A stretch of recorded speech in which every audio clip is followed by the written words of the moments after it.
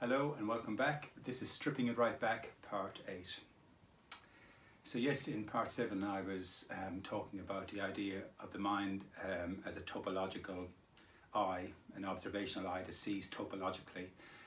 It has the ability to map the shape of all terrains, and whether that terrain is a chessboard or a cell or your way through Mount Everest. Okay, the mind, the topological mind, the topological observational eye that sees systemically through a bed of a priori modes, has the ability to transcend itself, transpose itself into all positions and topologically map the terrain.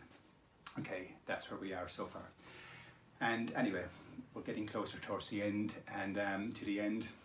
And so right, today I want to talk about the idea of abstraction itself. The idea that the mind itself is actually, it is abstraction. Everything we understand through abstraction. Let me explain. I like to think of abstraction as, to tap the tract for its map, to mentally tap reality's all the different tracks of knowledge, the tracks that all tracks of knowledge are on. The idea we can transpose our minds into them and tap them to understand them for their tract. Okay, so we hack the tract. You all understand what it means to hack a computer. Okay, so this is about transcendentally hacking the world, the reality that's in front of us. So for example, if you take a jigsaw puzzle, if you just throw it out of its box and it's on the floor in 1,000 pieces, that's the jigsaw puzzle in an abstract state, because that's all the pieces that make up the complete whole. So if you take anything, take your computer, okay? You see it as a whole, the noun computer, okay? And you get along in your day and you work with your computer and you type and whatever, you use your computer. But if I ask you to explain the computer to me, you have to hack its tract to map its terrain. And you automatically now, you innately understand that a computer is made of parts, just like a jigsaw puzzle. It's made of parts, more complex parts than an ordinary jigsaw puzzle, but it's still a jigsaw puzzle. It's made of parts, and they're all put together in patterns to a certain order to create a certain network, and then we can use the computer as the computer is meant to be used, and so on. So you can understand it in an abstract sense. So let's go deep into the abstract of just a computer. Okay, the computer is made of parts. It's made of parts that are made from plastic. Well, we can abstract from the plastic and take the plastic right back into rainforest that, disappeared eons ago and sank into the mud basically and became oil. And we've tapped that oil and we've turned it into plastic and so on. And some of those plastic components have been used for making computers. Okay, so you can abstract it to that level. Okay, the mind can abstract it. We can literally take the parts of the computer right back, to 100 million years ago when there were rainforests. Okay, so the mind can transcendentally transpose itself to that map, basically into the terrain I'm talking about here. Okay, you can organize your mind around it. You can cognitively organize your internal eye around what I'm saying here and systemize with it. Find symmetry with the geometry of what I'm laying down here, because it's all about geometry when you're mapping something. Okay, everything has a geometry. Your computer has a geometry, its network, all its interplays and plays set up around a network, that's its geometry, okay? A chessboard has a geometry, a cell if it has a composition, and an ordered up composition, it has a geometry, and you can find symmetry with that position. Okay, so the mind sees systemically, so it sees symmetrically, and it sees symmetrically by mapping itself topologically onto the terrain of all things in an abstract manner to hold a chord by them. Anyway, if that makes sense, okay? It's all abstract. Anyway, the point I'm getting to, like I said, we see in a kind of a conventional way, if you like, okay, we approach a human being. We have a feature list, if you will, that describes a human being. Eyes and nose and mouth and arms and legs, and we have a certain feature list that, paints the picture of what a human being is for us.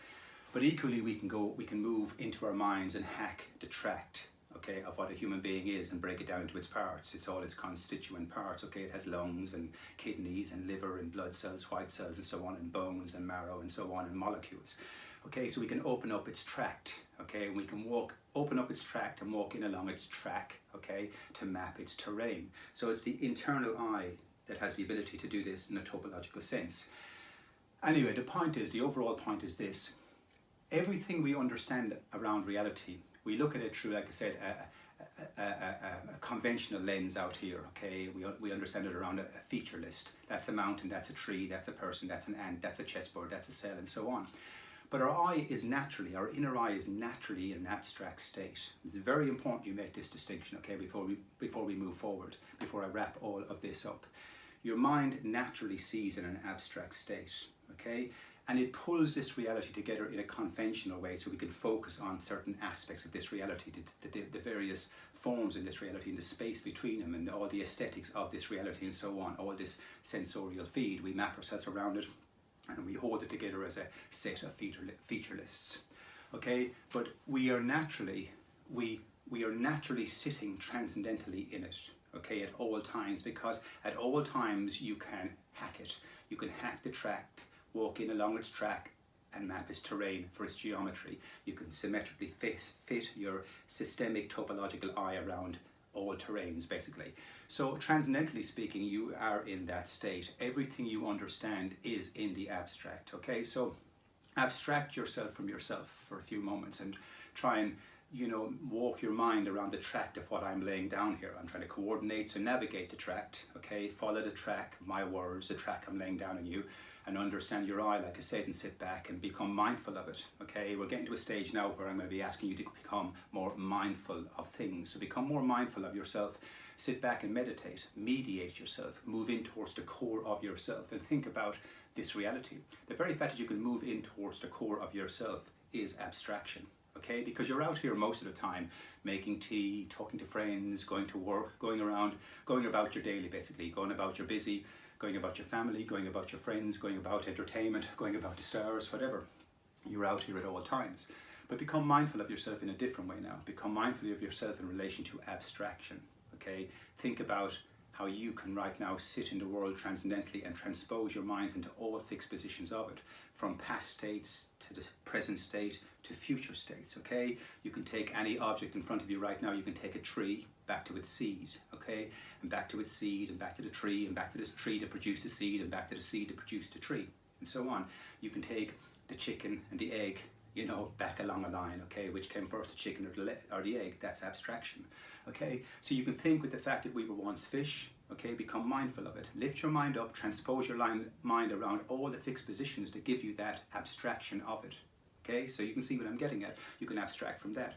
So abstract yourself from the picture and sit yourself on the path that's in front of you and walk into all of these positions, okay? And by becoming mindful of that, you will become mindful of the fact that this is where you sit. You sit in an abstract ocean of inferences. So yes, anyway, we are we have effectively an abstract lens for seeing the world, okay? And that was the overall point. So anyway, I hope I've made sense of that. And thank you for listening. Peace and love and logic.